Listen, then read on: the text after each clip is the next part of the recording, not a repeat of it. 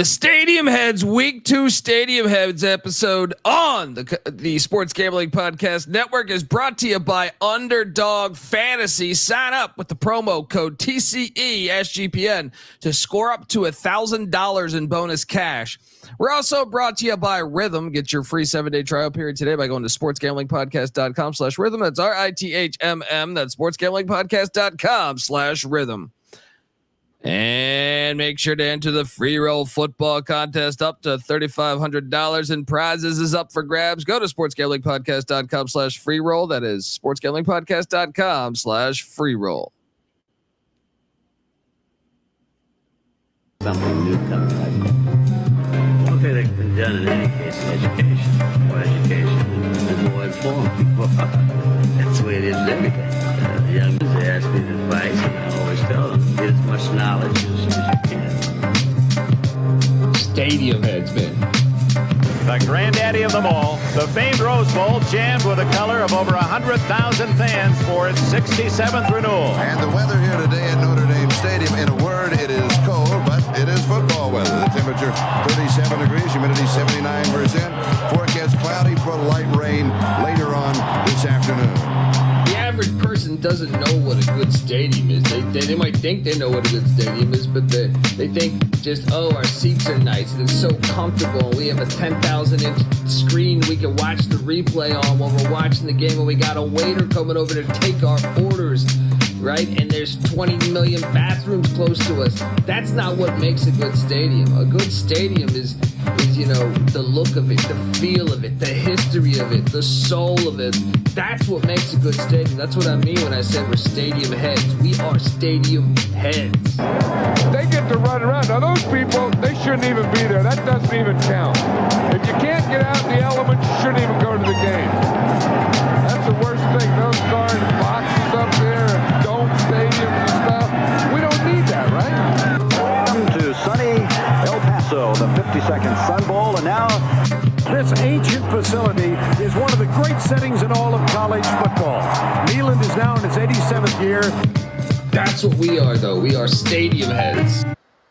Welcome back to the Stadium Heads Podcast Week 2 episode, and this has been a fantastic and fun show, but I found it, for me, to be the hardest week to schedule something, and that is because the season has kicked off. YouTube.com/@StadiumHeadsSGPN. It is 6 a.m. or 6:30 or sometime early in the morning here in Los Angeles, but I had to coordinate with this guy to get on the right path, the right schedule, because he's going to games nonstop. If you're wondering who the hell you're listening to, we are the Stadium Heads. My name is Colby Swiggin, Database Dan, a.k.a. Pick Dundee. That's not a pick. This is a pick. He was raised in the land down under, where a man thinks on his feet, speaks with his fists, and lives by his wits.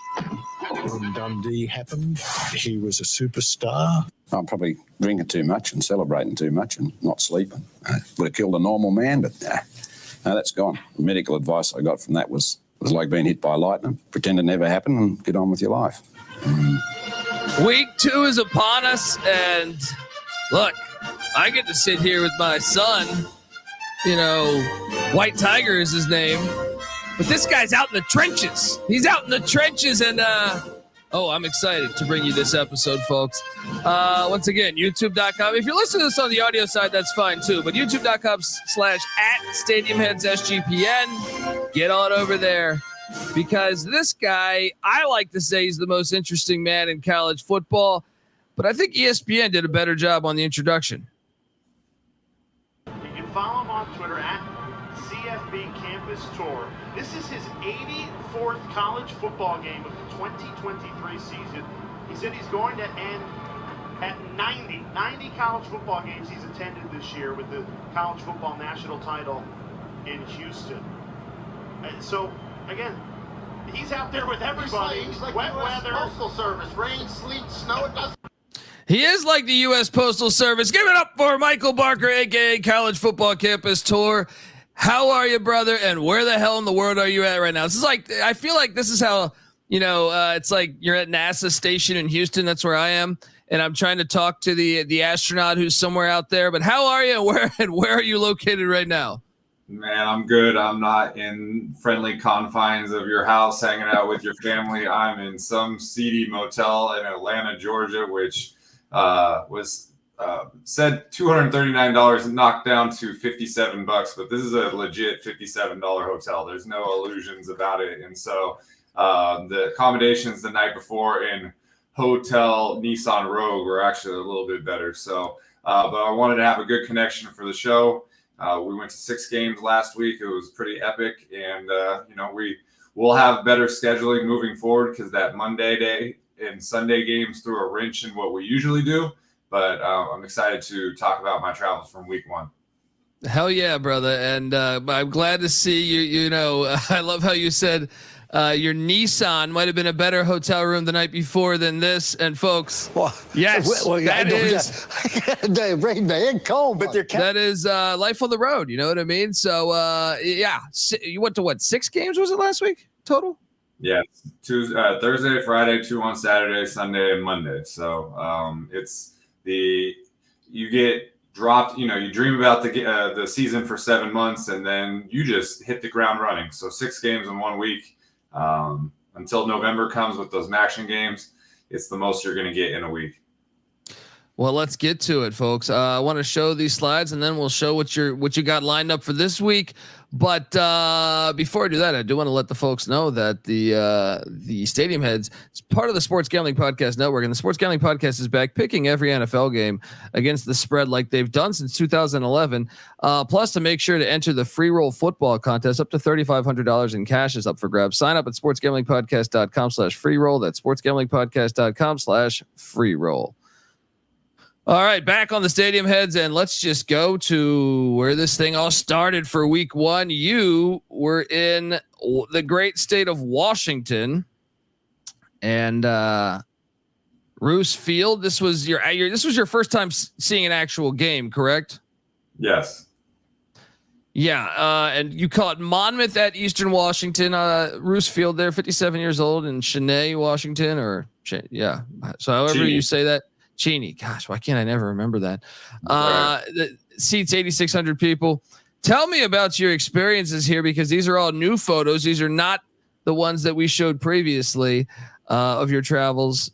Tell me about your experiences. This was a pretty darn good game. I felt like Monmouth almost came back and got into this game, but E-Dub did get the dub. How was the trip up there? Yeah, so I mean, the game was great. We're talking about accommodations and being frugal and saving money. So I will tell you that before the game, I researched accommodations. A rental car $80, hotel $130, but Roos Field in Eastern Washington is only about 15-20 miles from the Spokane airport. So I looked, and when you go on Google Maps and it will show you how far it takes to walk, how far it takes to drive. Well, there was a bus, and the bus said 45 minutes. And so I looked it up, and it was $2 each way. So I get off the bus at Spokane Airport, or the airport, at 11:30. I take a bus, and there's a transfer point, and the driver does not wait for me. I have to sprint and try to flag him down. Luckily, the bus got caught at a red light, and I'm standing at the door with my transfer thing, looking at him like, will you let me on the fucking bus, please? And so he lets me on the bus. I get there. I had a golf cart tour set up by an alumni person. Shout out to Kelsey. She took good care of me up there. But I had to store my backpack and luggage in her car during the game. And then when the game was over, got my backpack out. Everybody's celebrating. And I caught the late bus and ended up at downtown Spokane till 11:25. Got to the airport and killed 5 hours on the ground and got on the flight. So that's the preface of that. As far as the game goes, you're right. I saw Monmouth twice last year at Elon, at William & Mary. Very competitive team. The CAA is a good conference. And this was a great game. I mean, Eastern Washington jumped out ahead, but they had a hard time putting the final nail in the coffin. And, just from a pure stadium perspective, you mentioned I never saw a game here. This was one that I was trying to figure out a way to get eyeballs on this game on social media, because on a Thursday, if you're going to an FCS game, people are going to tune out with 30 other games. But just the red field and the intrigue. I think a lot of people liked what they saw on social media.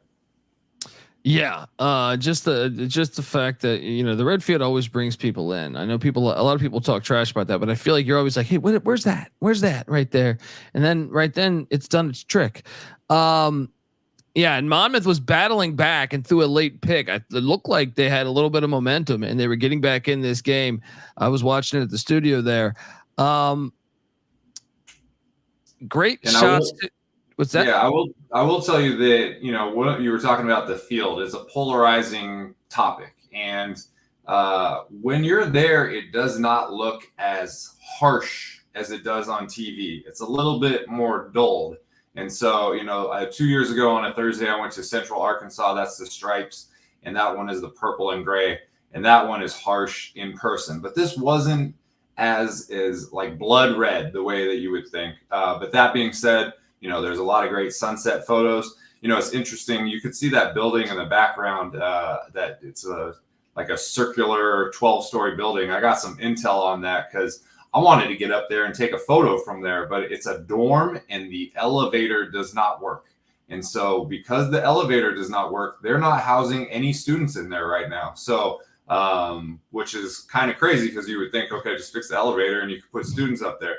But they said it was not in the best condition, but it makes for a good background. The other side, is the press box and the water tower is lit up, and it's just a cool setting for a stadium. That's the one I'm talking about. I put that on social media. There's that Will Ferrell gif, which, dear God, is beautiful. And there were some comments, I would never, especially people in the Big Sky who, Montana people, like, you can never like anything if it's not like Missoula. Well, two things. Number one, there's only one Missoula.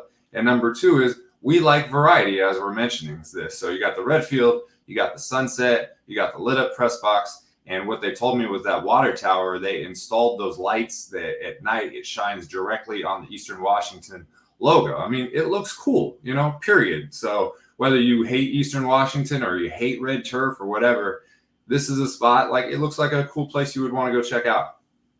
Yeah, for sure. This shot's fantastic too. I mean, like, this specific shot is the one that caught my eye of being like, whoa, this is a great shot. And I do, it's like the light is perfectly on the eagle on the water tower. And it's like the Batman effect. Yeah, they put spotlights literally on it. And, they told me about it before the game kicked off. And, it's light, so you couldn't tell. But it's like the bat signal on the Eastern Washington logo, which is cool. Hell yeah, man. Hell yeah. Yeah. Like I said, I mean, I love Washington Grizzly Stadium as well. And it's I've been to an EW Montana game, but hey, yeah, this is still cool and unique, man. I was wondering, who are we looking at here? We are looking at El Presidente of Eastern Washington. So it's funny, so I took a tour and we passed the president's house, and they said the president lives on campus. And she was walking around, and sometimes you could just notice a person and think they're important. I saw her and she was kind of schmoozing, and I went over to her. I'm like, "Are you the president?" She said, "Yeah." And so, I'm introducing myself, and nothing but great accommodations there, great hospitality. I talk about it all the time where, I love going to P4 games, and I love 100,000 seat stadiums, and you cannot beat the vibe. But when you go to these places, this is my 79th game out of 129 in the FCS. They appreciate the coverage. You can see I got an Eastern Washington shirt on. You can see the credential around my neck. Like, I'm taken care of. And so, you meet the athletic director. I took a photo with him on the field, which was cool. And, there's players I got to talk to. So this is a spot where, okay, as we mentioned, there's 30 other games going on, but most of the time you're not going to be able to walk on the field, talk to the important people, and get appreciated for showcasing their school. So it was a great visit. Yeah. I mean, look at this. Great. This is fantastic stuff. So, and I do want to, I feel like in previous times we've looked at the stadium from your other shots that weren't actual games. It seems like there's more forest. There are trees down there, not forest, but there's more trees to that end than I remember seeing.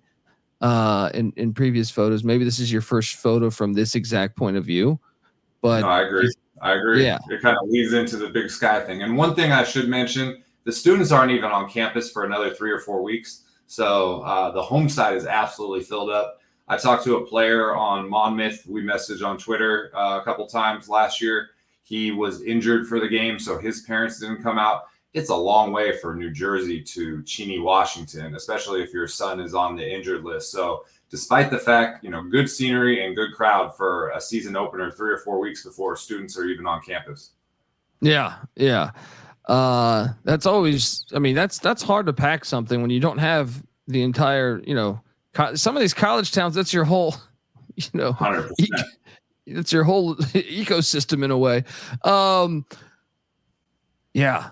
Very cool stuff there. What's that?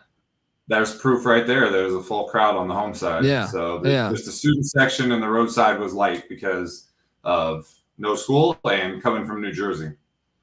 YouTube.com/@StadiumHeadsSGPN, folks, as we continue to break down Eastern Washington. Look, you stayed late, right? Or I'm assuming this is late. Is this waiting on the bus back to Spokane? That's celebrity treatment. Thanks for the coverage, and make sure you don't miss the last bus out of town for $2. Otherwise, you're taking a $60 Uber to the airport. So yeah, absolutely. There we go. And you got on the field there. And at the end of the game, they let us check it out. You said it wasn't as harsh. Interesting to note. And they got the dub, and then didn't I? I thought I took like a photo of like a bus or something, but maybe I messed that up. I think I sent you the Spokane, like the downtown Bay number 12. If you're questioning me, the transfer there. So it was very interesting to be schmoozing with people down there because it was. Let's say I stuck out a little bit, but it was fun. I'm glad I did it. And $210 versus $4. We just banked 206, which will blow somewhere else during the season. Bargain shopping. You got to if you're going to be able to do like college football campus tour and hit all the games, you gotta be smart here and take advantage of whatever comes in your path. Folks, before we get to the next trip, because this is Thursday, he goes to another game Friday, 2 on Saturday, 1 on Sunday, and 1 on Monday. But before we do all that, I want to let you know that the Stadium Heads podcast is brought to you by Underdog Fantasy. Yes, Underdog Fantasy Pick'em gives you a chance to win 1,000 times the amount of money you enter. Look, the NFL is back this week, and there are a ton of pick'em specials to get you started. They got college football, best ball as well over there. You can now use specials and boost on all flex entries, so sign up. And when you do, sign up with the promo code TCESGPN to claim your special pick plus first-time deposit offer of up to $1,000 in bonus cash. UnderdogFantasy.com, promo code TCESGPN. All right, now we jump to, so you get on your flight, you head out to, I'm assuming San Francisco or Oakland, and then you hop in the car, or did you park your car there at the airport? And walk me through getting to Palo Alto, to the farm, to check it out this Friday night TCU Stanford game. So I flew home to Oakland at 8 a.m. So the game wasn't until 7:30 in Palo Alto. So I had a regular day. I went home, I worked out, and got down to Palo Alto around 3:30 and headed to the game. And this is another case where the students weren't on campus, and the photos will reflect that it was a very light crowd, which when we previewed Stanford, I said, I'm looking forward to hopefully a big crowd. And it was not a big crowd. And there was a lot of TCU fans. But that being said, you only can control what you can control. And great environment, intimate stadium. Now it's down to 50,000. We mentioned last time they reconstructed in 2005 from 89,000 down to 50. And it was a very interesting game. Let's just say that. Oh, that's an understatement. And first, I did see like some ACC handles. This was the first game with Stanford in the ACC. Yep. Saying how beautiful the stadium is. They didn't realize that all these years of watching Stanford, and they finally go out to an ACC Stanford game, or I guess not finally, but the first opportunity they get, they finally get out to Palo Alto. And they were surprised by the beauty of it. And I was replying to a couple of them saying, yeah, it's always been a fantastic stadium. It's just fan buy-in is always a concern, especially like when your students aren't coming for another month, so primetime game. And like you said, Troy Taylor, if you watch this game, I was shocked at yes, like a 4th and 16 or 17 from his own, like 22-yard line in a critical game when his offense had really been shitty all game. If anything, his defense had been the thing that had kind of kept them in striking distance, especially in the second half. And then he actually went for 2 of these fourth down decisions that were kind of very. Look, Mike Leach is a friend of ours. May he rest in peace. And the only person I could ever see doing something like that would be Leach. But Leach would normally do that. I don't think he would do a 4th and 17. I think he would do like I remember Leach specifically at Mississippi State was fed up with his offense.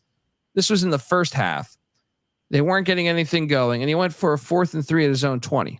And I thought that was insane, right? But I was like, and I asked him about this, and he said, well, we had to kickstart this offense. Are we coming to play this to win this game or lose this game? I still disagree with the logic, but it's different than a 4th and 17. Like a 4th and 17 is pretty much a Hail Mary. So very interesting coaching here. Stanford was in this game with a chance to really kind of win this thing had they perhaps made better decisions down the stretch. How was the fan turnout that like sitting next to some of the fans when some of these, whether you're TCU fans or whether it was Stanford fans, what was the vibe of some of the crowd there with some of these decisions he was making? So I'll be honest, it almost seemed like they were afraid to voice their criticism. There was something about like, you don't speak freely as a Stanford fan, which I found very interesting because I was sitting with some people that some press people I knew, not in the press box, but out there. And I said, there is no coach in the world that would ever rationalize these decisions, let alone twice in a competitive game. I'm not saying they should have won, but they could have won. And those decisions did not need to be made when they were made. I mean, even the last one, there was like 5 minutes left in the game, or the very last one, there was 2 minutes left in the game, hadn't hit the 2-minute warning, and he had 3 timeouts, and he still went for it. So that was the vibe that I had, was they were afraid to voice criticism, which is very unfortunate because that's the whole point of being a fan. But yeah, it was that's the vibe that I got. And I should mention one little thing I got to do was, the Stanford Cal band play, 1982, one of the most. I got to tailgate with Gary Terrell, which is the band guy from the trombone player. No way. Yeah. So my friend Micah, who's fifth quarter ACC on Twitter, he came out and he told me to meet him at a tailgate, and there I am with Micah and Gary. So that was cool. But yeah, it was interesting. And I've never seen anything like that in coaching. Coach Taylor was the coach for Sac State in that 66-63 playoff game against Incarnate Word 2 years ago. He kicked 2 onside kicks in that game and got them, and they had 739 yards of offense. He was aggressive, but within reason, because they could not stop Lindsey Scott Jr. and Incarnate Word. This one wasn't like TCU scored 50 points. You had to keep pace. So very baffling. Again, glad to have gone. Hadn't been to Stanford since 2017, but I feel like this was a winnable game, and the players gave A+ effort, and the coaches let them down. Yeah, and it's just so the third quarter, folks, if you didn't catch this game, Stanford only had 1 first down in the third quarter on offense. So that's what I mean is like, what gave you the logic, the reasoning behind going for multiple 4th downs inside your own 30? It was puzzling to me. I don't understand it, especially from an institution that, is so quick to remind you about their academics and their how smart they are. It's not reflecting it with your head coaching decision. And I have nothing against Troy Taylor. I just could not believe the things I was viewing, especially 4th and 17. If you have an offense that only had 1 first down in the third quarter and only a couple in the second, I don't understand how you can deduce we can pick up this 17. I actually think you punt the ball, you have a better chance mathematically of the punt returner probably fumbling the punt than you do picking up 17 yards on a stagnant offense that hadn't done that all day. It's really insane logic, and that's crazy that not a lot of people voiced their opinion regarding that. This shot is fantastic. I love the Stanford press box, by the way. Yeah, it was, it took a few years to get a chance to take these photos, and I was happy to do it. And, when you walk around the outside, even though it was rebuilt in 2005, the first level on the exterior, it feels like the original stadium, like the Rose Bowl with the tunnels and all that. And there's the space on the outside where the concessions are. So very similar to the Rose Bowl on the exterior on the first level, but once you get inside, it's nothing like the original stadium. But yeah, I went to Cal last year. I went to San Jose State last year and finally got back to Stanford. So Bay Area, knocked out. And, we'll see the next time we get back to a game on the farm. Yeah. And this is always a cool thing. And those are the arches they left from the original stadium out there, which, signature piece. You want to revamp and rebuild and show something new, but don't tear down all the history. And I think they did a good job leaving this up there. Yeah, that's what it looks like, man. These are, I can just imagine it packed. It does look very beautiful as a stadium. Yeah, and then this shot's fire right here. You wish for that crowd, but you can't control it. So hopefully, a couple weeks when students are back on campus, maybe they win a couple games, maybe you'll be filled up. And this one right here, just a little quick fact. So when they dropped the name Indians as their mascot in the early 70s, they were looking for a name. And Griffins, which is a mythological creature, was really embraced by students. And so these statues were at some other place in Palo Alto. They moved them on campus near the athletic facilities, and there was a push for them. It ended up the president chose the color cardinal and the tree rather than this. And I mean, when you look at that, we talk about in the FCS, the jackrabbits and the spiders and the rattlers and all that, man, Griffins would have been fire. So I wanted to share that little factoid and found the Griffins on campus, which I think are pretty cool. Yeah, for sure, man. It's definitely a unique name that is not out there that often. So it would have been pretty cool to have them called that. And that's a pretty cool story with the statues as well. Expensive beers as usual. $20 for a 24-ounce Modelo at Stanford, and in Las Vegas, it was $18. So it's first year of alcohol on campus, and let's just say the monkey who threw the darts at the dartboard threw it in the wrong spot. Okay, so they're still trying to hammer it down. Unbelievable, and you're trying to bring fans in. Yeah.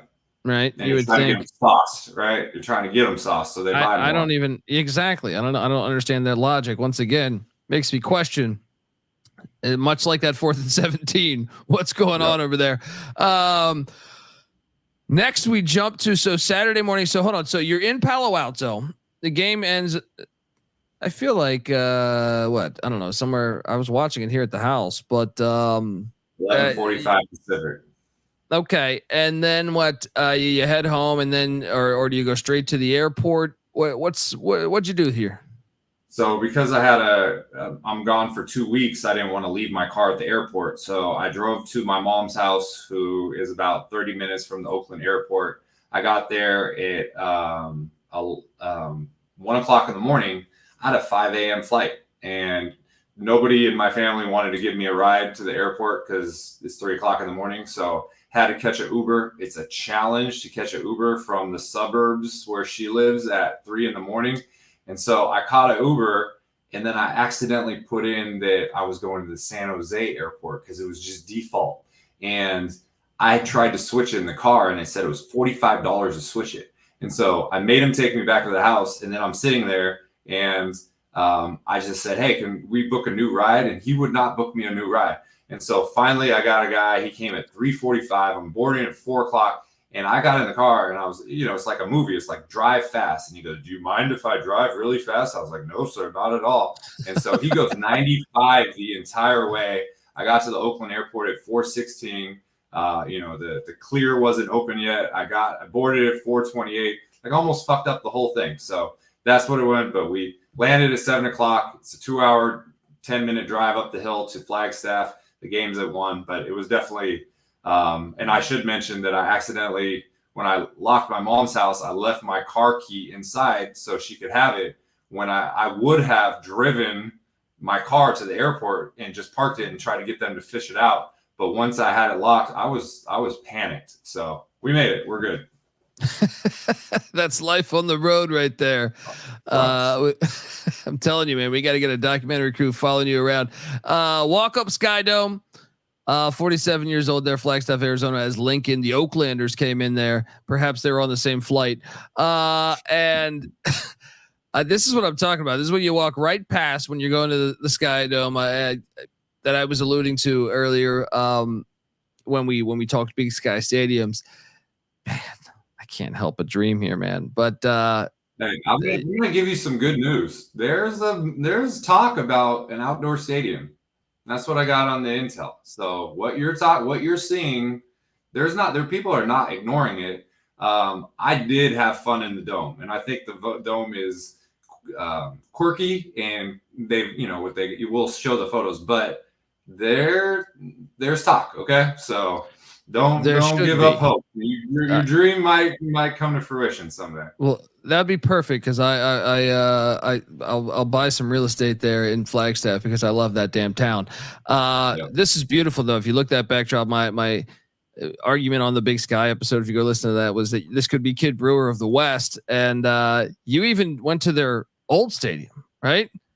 Lumberjack Stadium. This is the track stadium. So this is what they had before they built the walk-up Sky Dome. And again, you're the same views you're talking about.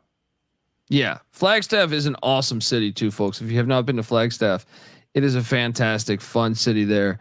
A couple hours north of Phoenix.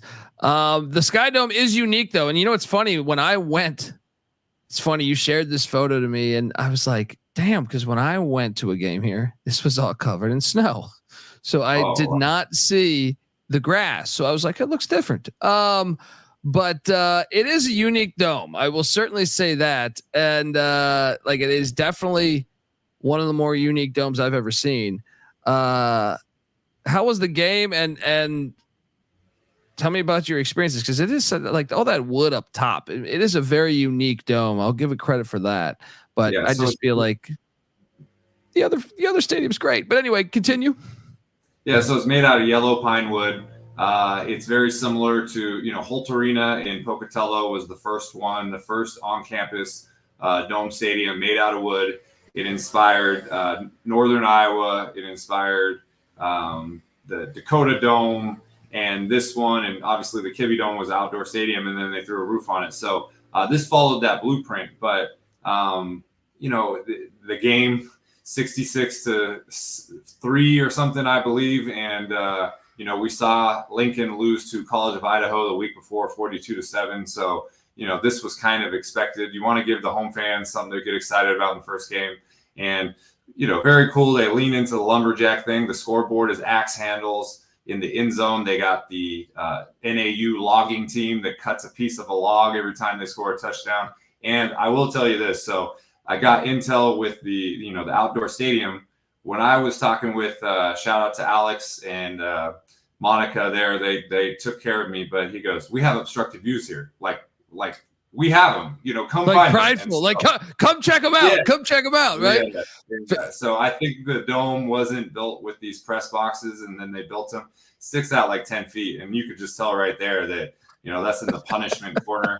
And, we put about 55% visibility because you can see half of the field and you can't see the other half, but there's twin on each side. So you got on the right and the left of the scoreboard on the home side, right and the left. So there's 4 obstructed views total, but definitely fun experience. Yeah. Yeah. And look, this is cool. And I will say, having that big ass statue too, when you come in to when you come into the Sky Dome, there's a gigantic statue of a lumberjacker. I love the mascot name. I love Flagstaff. This is a sleeping giant, man. This is a sleeping giant. Shout out to David Matola, who cracks me up. And look, shout out to AD Kenkel.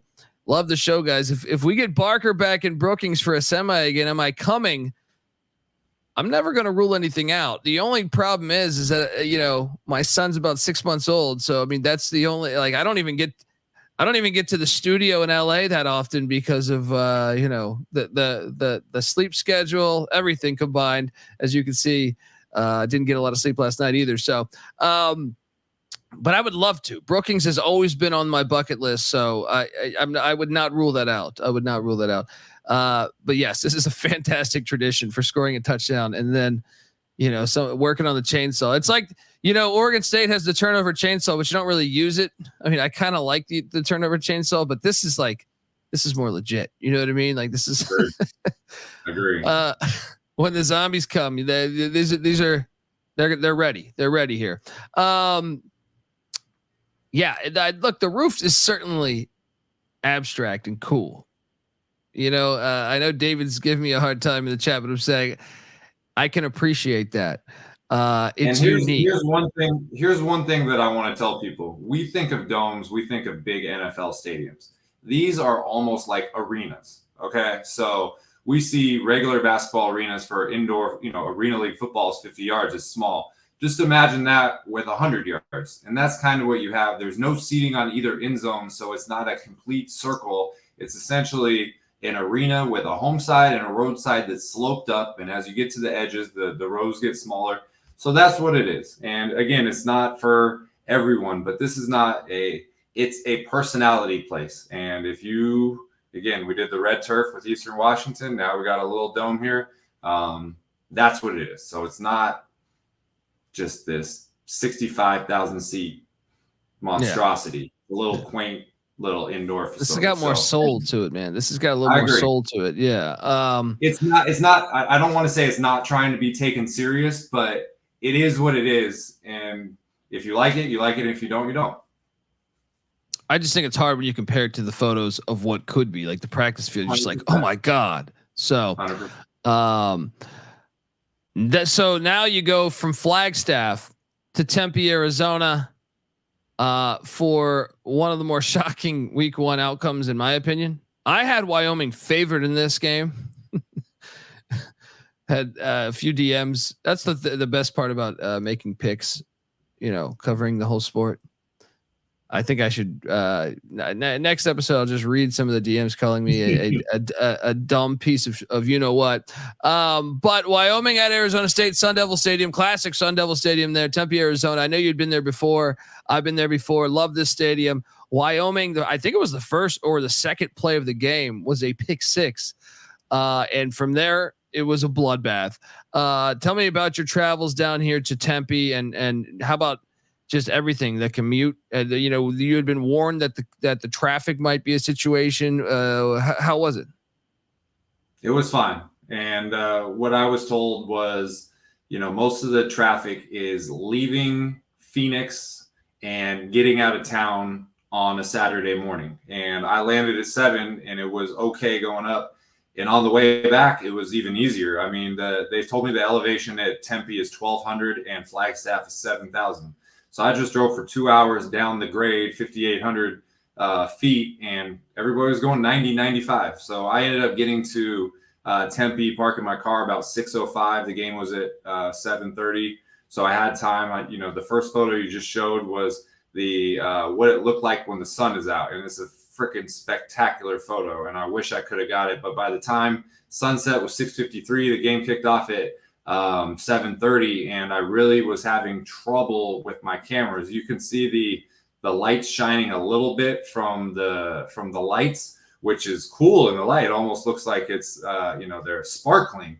But once you got with the sundown, they were just washing out the whole thing. So I actually, if you fast forward a couple photos, if there's like with the night going, and there's a backdrop, and these are what you want, but these are all pre-game shots. You just imagine if the kickoff was at 6:30, but I was having so many problems. I was literally talking to people next to me, asking them, hey, when you shine your phone up, do you get those glare lights?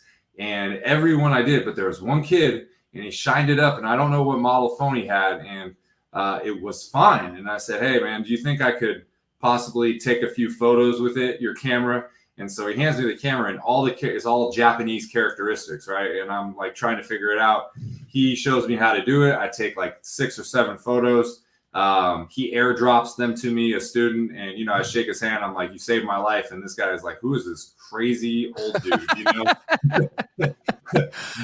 but when you plan the same thing we talked about with Stanford is I've been at Arizona State since 2018, and when you miss good photo opportunities, literally by 37 minutes because the sun went too far down, it hurts when you're a person who prides yourself on good photos. So shout out to that student who, you know, walked me through the Japanese characteristics on the phone and let me use it, airdropped it above and beyond. So I appreciated that.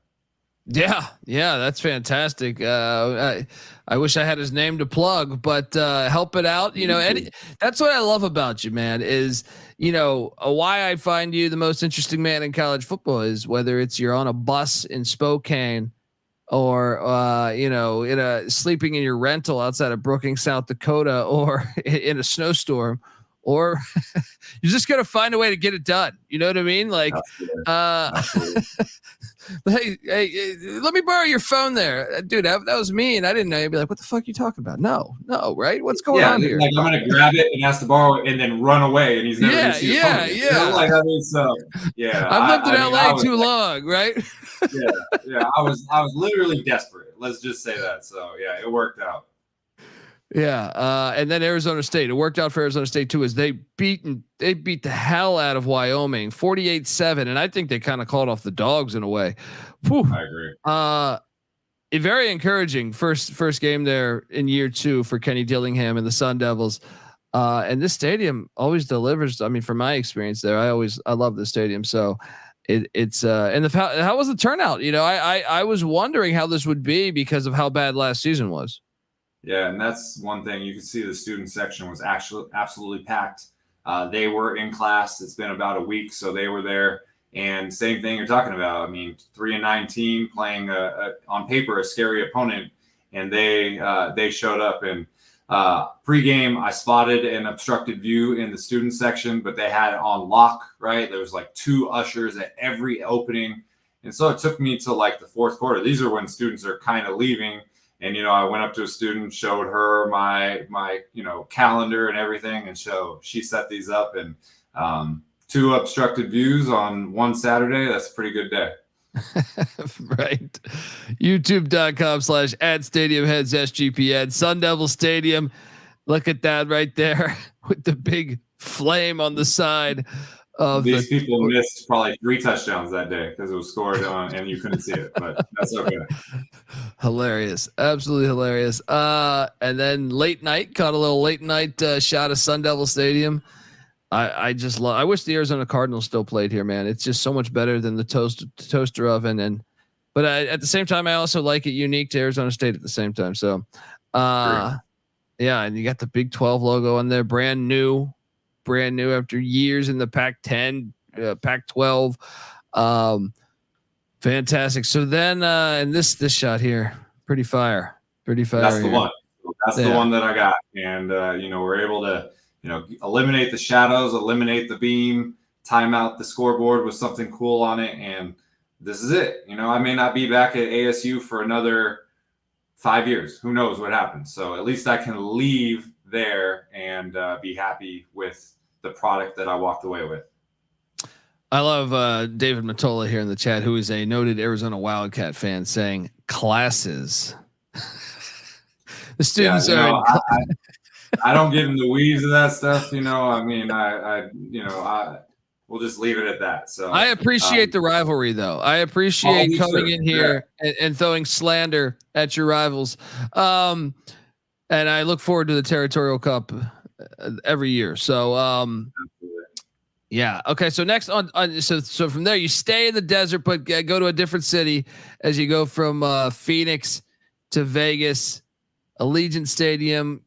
If you've listened to us over the months that we've done this show, we're not the biggest fans of Allegiant Stadium, but this game delivered. It did deliver as a good game. We're pro Sam Boyd over here. We'll take Sam Boyd over Allegiant, but tell me about your travels and did anything change perhaps on your opinion of Allegiant? Obviously this game did deliver though. No, it was a great game on the field, but I did not have fun. It was boring. It was soulless. They set the record crowd. Something, they hosted the Super Bowl not too long ago. They broke that. Any Raider game broke that. But I don't know. I go to bowl games as a neutral fan, and it's the home side and the road side, and they're going against each other. I understand that, but you want, especially when you could have played at Tiger Stadium or the LA Coliseum. But I'm glad that I went because there was a lot of eyeballs on it. And it was a great game. Should mention that they shoot the fireworks off before the game. And then there was a cloud of smoke in the stadium the whole time because there's nowhere for that smoke to escape. So I saw several people talking about that. I saw my apologies on cutting you off. But I saw like plenty of reporters that were there. Like I'm drawing a blank on the guy from Sports Illustrated, but he was talking about how great of a stadium it was, and then his very next tweet was the smoke stayed in the stadium. And in my head, I'm just like, well, you wouldn't have this problem at Sam Boyd. But anyway, how long did that linger? Oh, for the entire first half, every shot that I took was hazy. So it doesn't matter how many billions you spend if you don't have people accounting for things like this. So, but again, I do like the end zones. That's what it was like when the Las Vegas Bowl. I went to the 2018 Las Vegas Bowl and Sam Boyd. Those red one, that one on the right, those were the end zones. So they did everything they could. But when you navigate around a college stadium, they're not as angry when it comes to going to different sections, and you don't need a bracelet. And so this is like, I feel like I bring something to the table when I cover a game, and to get yelled at for not standing there or don't do this, and I'm like, I'm not saying, do you know who I am? But like, let me do my thing. I'm trying to promote this game, So, but there were no on-campus games this day. So it was neutral site games, a couple D2s or this, and the fact that I was in Phoenix and it was a, hour and 10-minute flight to Vegas. This was the easy decision, but great game. And we checked it off. Yeah, there we go. It was a good game. I still question the targeting that was that late in the game, because it's like, what are you supposed to do with the game on the line? But it was still a very good football game. Yeah, and from there, there's the outside. There's the tailgating scene. You get that. What is that? The Luxor, I believe, right there. Bay and Delano, and so cool. It's cool to look at, but it'd be better to look at from inside the stadium than outside the stadium. Yeah. And broke the record there for attendance. So college football comes in and conquers that filthy stadium. College football game gets more than the Super Bowl or the Raiders. So suck on that, NFL. Yeah, exactly. Folks, want to tell you before we get to our next one, want to tell you that the Stadium Hits podcast is brought to you by Rhythm. Have you ever wanted to create your own sports betting model for football? Do you even know what a sports betting model is? SGPN's proud partner Rhythm is the #1 AI-powered sports betting platform that helps provide bettors of all levels the ability to build custom predictive betting models in seconds and get predictions for betting on moneyline spreads, totals, and props. The Rhythm college football models had me on Colorado and North Dakota State under 59.5, which was a sweet cash. Claim your free 7-day trial period today by going to sportsgamblingpodcast.com/rhythm. That's RITHMM. That's sportsgamblingpodcast.com/rhythm. We're also brought to you by Game Time. Game Time is now an authorized ticket marketplace of the MLB, which makes getting tickets even faster and easier. Prices on the Game Time app actually go down the closer it gets to first pitch, with killer last-minute deals, all-in prices, views from your seat, and their lowest price guaranteed. Game Time takes the guesswork out of buying MLB tickets. So what are you doing? Take the guesswork out of buying those tickets with Game Time. Download the Game Time app, create an account, use the redeeming code CFBX for $20 off your first purchase. And this works for college football as well, folks. CFBX for $20 off your first purchase. Once again, terms apply. Create that account, redeeming code CFBX for $20 off. Download the Game Time app today. Last minute tickets, lowest price guaranteed. All right, next up, we go to Doak Campbell Stadium. I am very curious about the tone, the vibe, and the feel of this stadium. First off, I couldn't help but notice via television that it looked like it was somewhat under construction. Seating 80,000 just about there, 74 years old. Tell me about your travels to Tallahassee. You've been to the Doak before, but what perhaps might have been different this time? And obviously, I mean, Florida State got their ass kicked, so maybe that was different. Tell me about your travels there. Yeah, so only way to make it to Tallahassee in time, leaving Vegas, caught a 12:23 a.m. flight, landed in Chicago, and then connected to Jacksonville. Got to Jacksonville at 12:30. It's about a 2 hour and 45-minute drive. Got to Tallahassee around 4 o'clock.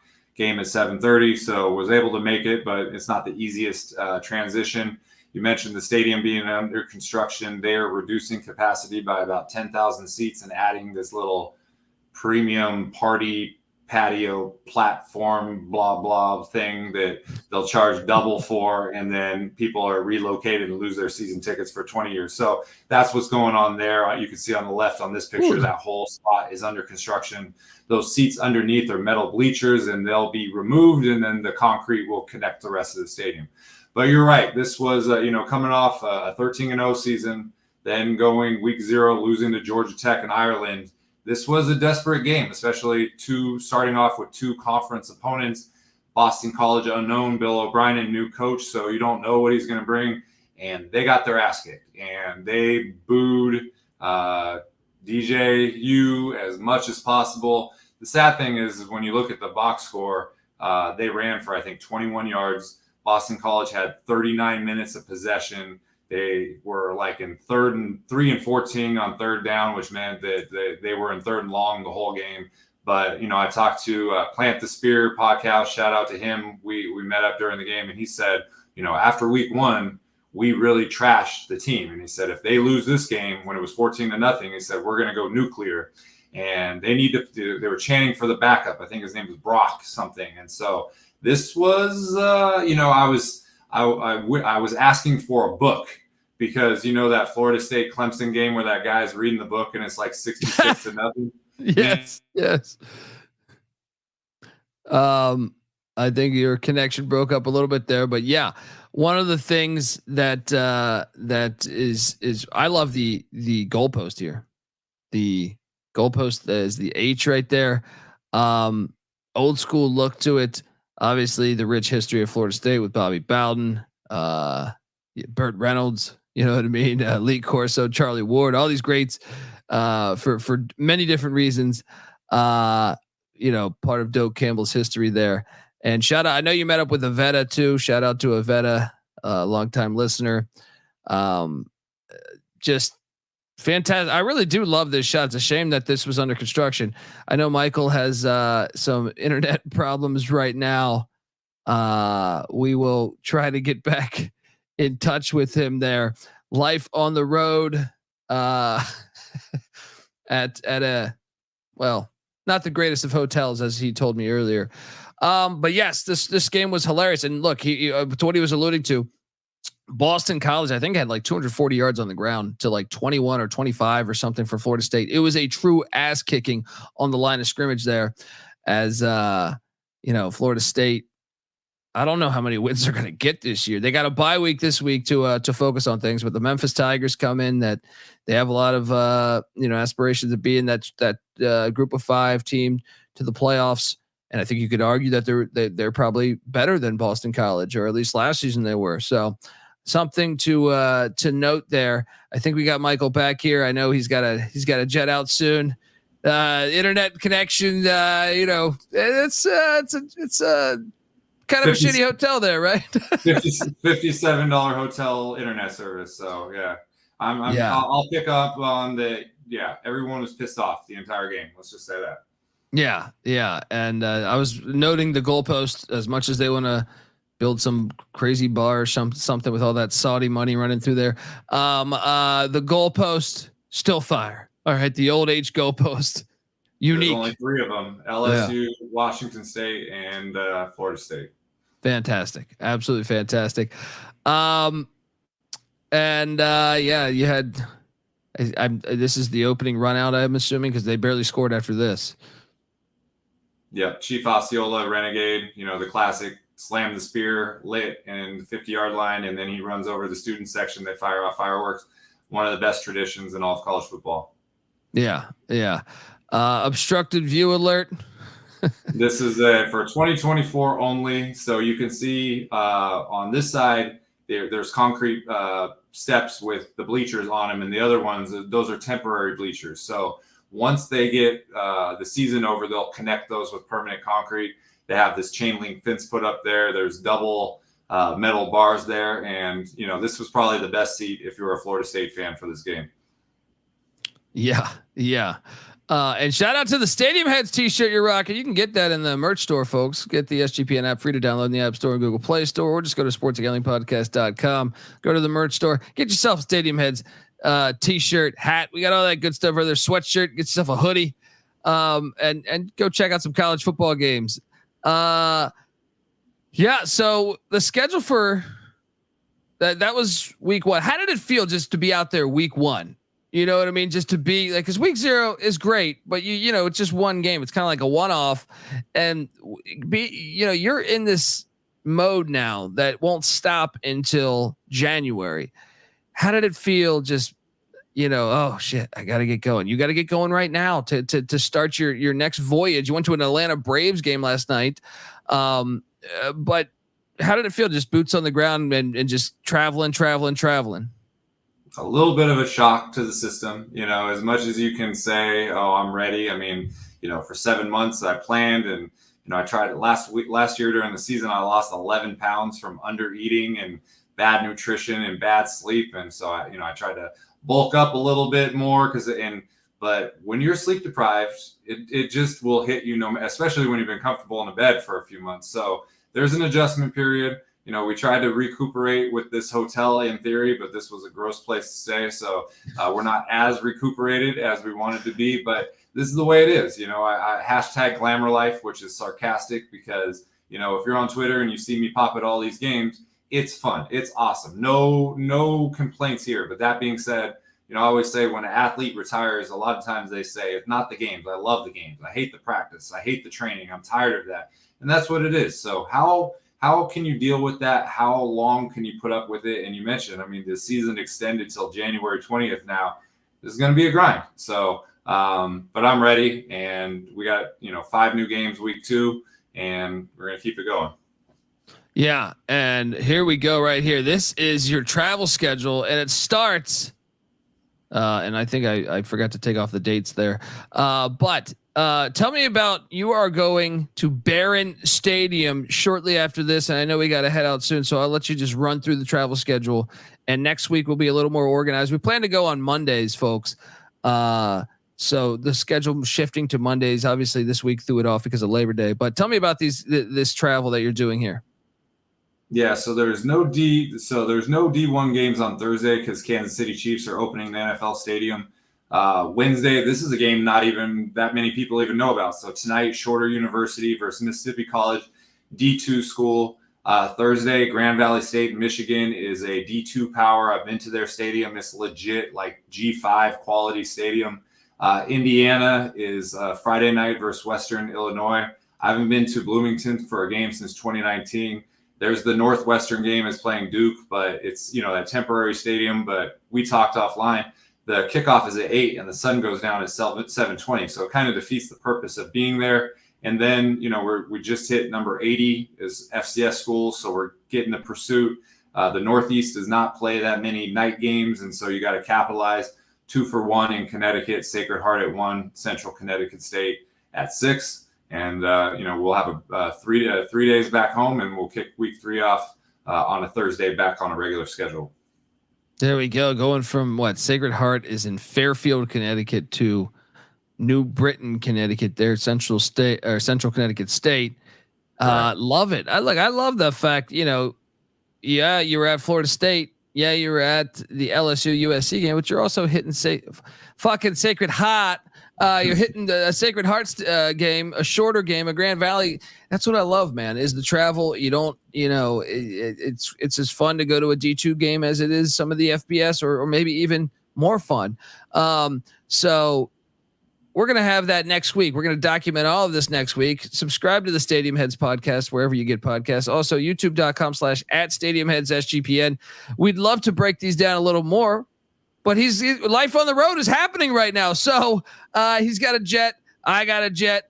Till next week, folks. This is the Stadium Heads. Make sure you give Michael a follow, because if you think this podcast is great, you're going to love his Twitter handle at CFB Campus Tour on Twitter.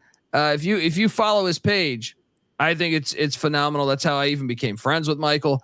I was like, who the hell is this guy doing this crazy, rigorous travel to all these fantastic football spots that make college football so great? So check him out at CFB Campus Tour. I'm on Twitter at TheColbyD. Excited for next week's show because I don't know much about Shorter's football stadium. I don't know much about Grand Valley State's stadium, or even Sacred Heart or Central Connecticut State. And Indiana is a classic. So can't wait for next week. We got you covered. We are the Stadium Heads. Till next time, folks, this is the Stadium Heads podcast. You better start thinking about yours. And we out of here.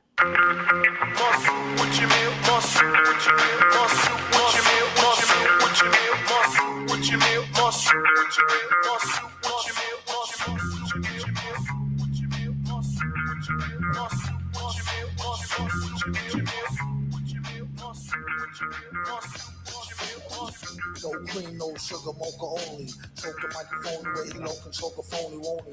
Hold them play a station like a broken Sony. Tenderoni phone, she'd only come and stroke the pony. That good loving deserves a Uncle Anatoni. Raps in the hood bug and they want more raw baloney. Chachi need to watch his bony, skinny Joni. Yelling fit and fatten her up with minestrone. Been grown, chrome Molly skin tone. While he rock the end zone, tap your toe or chin bone. The choice is yours alone. The game for the throne and to get the game zone. Doom name known as the Don for sure true. And he won't show his face or sponsor your group. He sneak up and throw you for a loop. She pick up, speak up if you want some more soup.